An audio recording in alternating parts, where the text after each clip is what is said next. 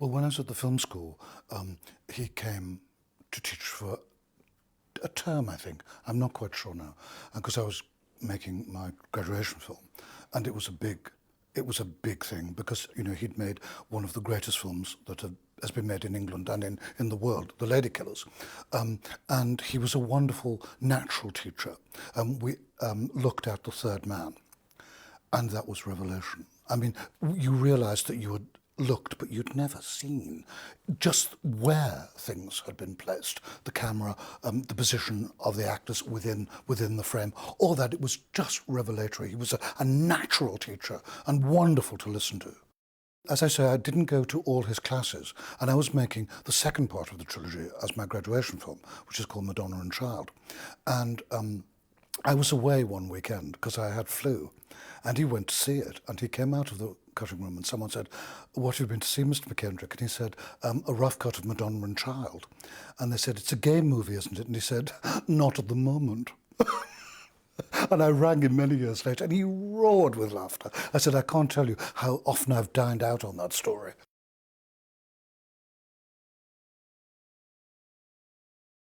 I think all films that you see and love influence you, but in a deeper way than just trying to recreate them, because you can't do that.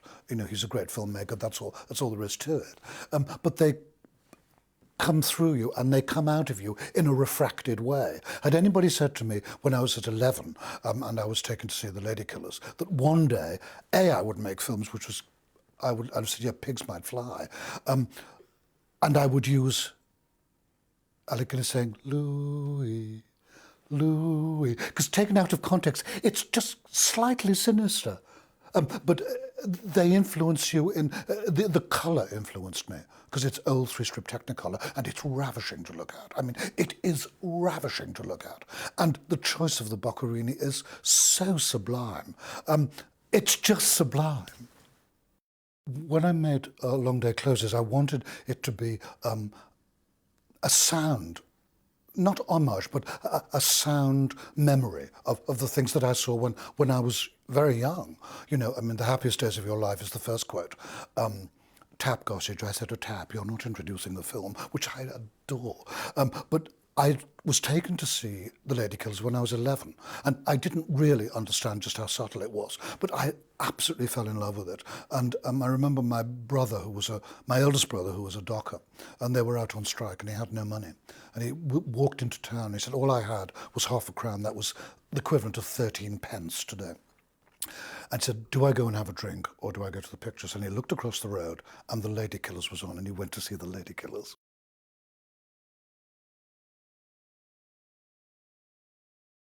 I think it is my favourite of all his films. I love Mandy. It's very, very moving. But there's something so flawless about The Lady Killers. There's only one cut which doesn't work. When Herbert Lom says to him, this plan seems as though it was hatched in the booby hatch. And it cuts to Alec Guinness, who starts to turn, and then it cuts, and you go back to Herbert Lom with this very odd reaction shot. It's the only part of it that doesn't work. It's a very peculiar cut, but it's just sublime.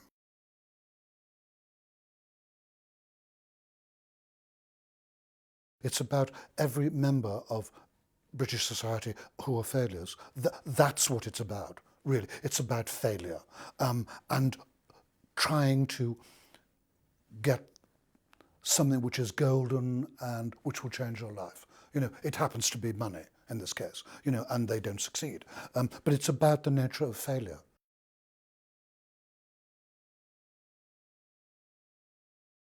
It's gorgeous to look at, but it's quite dark colour. The pastels are all given to the old ladies. They wear pinks and yellows, and especially Hypatia, who's got this pink coat on with this pink hat and a pink feather. She could. You think with someone with a name like Hypatia, she could not wear anything else.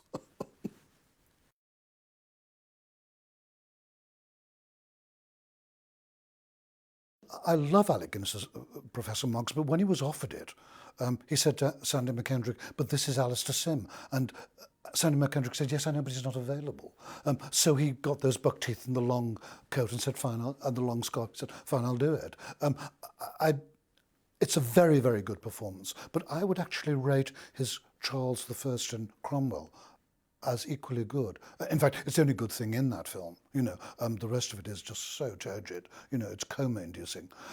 But his Charles is really elegant, and that half stammer he's got.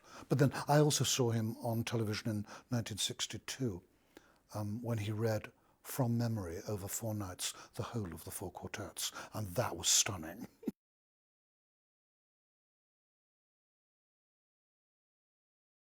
Oh, she's absolutely gorgeous. I mean, as soon as you see her, you fall in love with her. I defy anybody not to fall in love with her. I mean, Sandy's told a very touching story at film school, because of course we watched The Lady Killers, and she was in her 80s when she made that film, and they were worried about getting insurance for her, and she said, Mr. McKendrick, I'll pay for my own insurance. And he said, of course you won't, Katie, of course you won't. And they got her her insurance, and then it came out.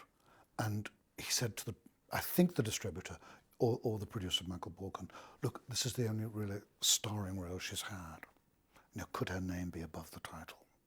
And it said, Alec Guinness, Katie Johnson in The Lady Killers, and she died. And his eyes just filled with tears.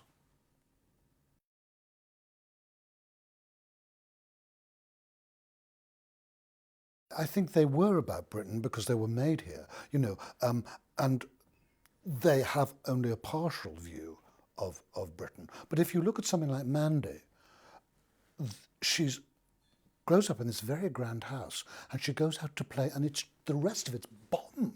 It still hasn't been built on. That's quite extraordinary, and it's not done overtly or with. It's just done as a natural part of that child going out to play, but playing on bomb sites. So that period of film, for me, not just in England, but Hollywood as well, from, say, the mid to late 40s to the late 50s, there's a glow about them. I don't know what it is. I cannot explain it. But you look at them and there's just a sort of lovely feel, a texture to them. There's wonderful texture to them.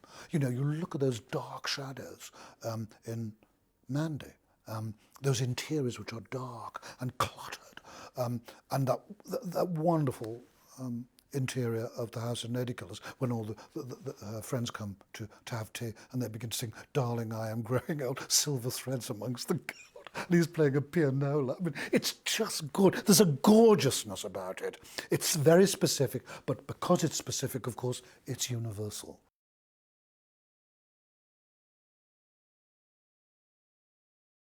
It's very difficult with that long line of comedies, because he does something which only really Robert Hamer does as well. There's a darkness in Kind Hearts and Coronets.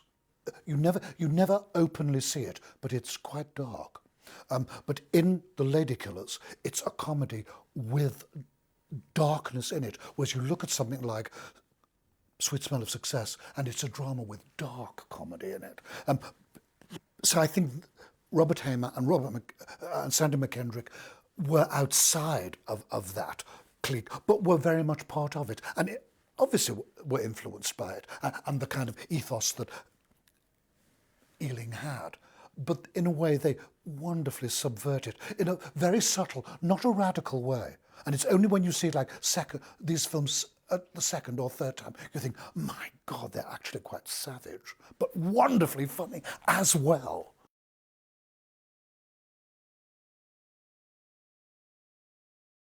It's very significant that Robert Hamer made the greatest film comedy, Count Hearts and Coronets. Nothing can touch it. Much as I love Some Like It Hot, nothing can touch it. It is utterly perfect, and it's utterly perfect mainly because of Dennis Price's performance, not Alec Guinness's, which is very good, but Dennis Price is superb.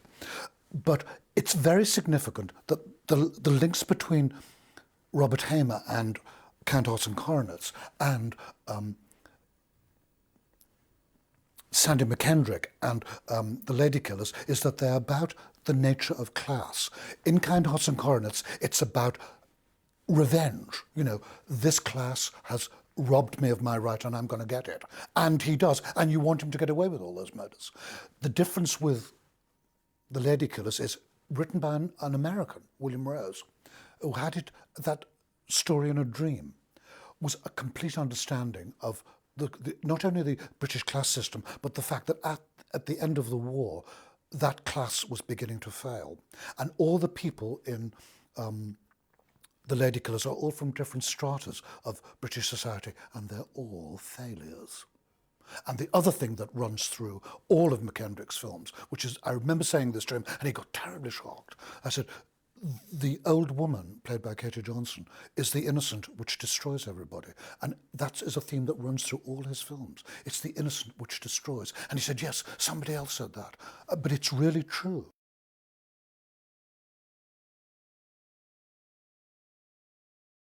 The greatest comedies have something more than just their surface jollity. And comedy, I suppose, makes real life bearable, because in other situations, of course, had you really, say you'd done The Lady Killers as a realist film, it would be immensely sad, because they're all failures. You know they're going to get caught. You know that they're going to get caught.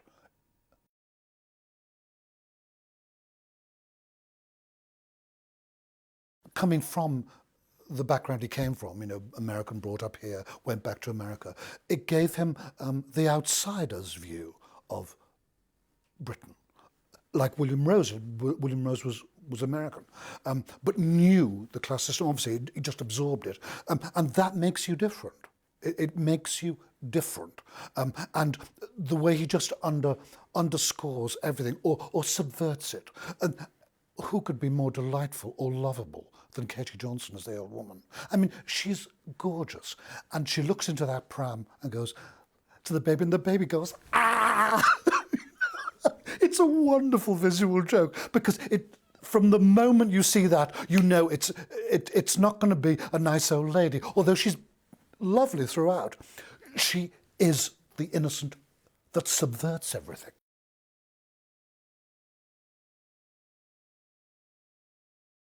I don't think The Lady Killers has dated at all, and I certainly don't think that Sweet Smell of Success has. The only thing that is weak about Sweet Smell of Success is the love interest, because the girl is dull and so is the boy. But the rest of it is savage and compulsive. But what's lovely about The Lady Killers is that it's got that coziness about it, but there's always something which is slightly different. They build that little nest of these criminals on complete lies. But what's wonderful is they believe the lies. You know, that's what's so lovely. And she's like some Edwardian spectre, you know, when she says, I'm shocked and appalled. And you know she is. You feel it. And you feel that they feel, well, yes, she is. We've really not behaved very well. And that's wonderful. The only bit that really doesn't work is the bit with Frankie Howerd. That's knockabout humour, which he doesn't really do well. But I can forgive him anything for having made the film.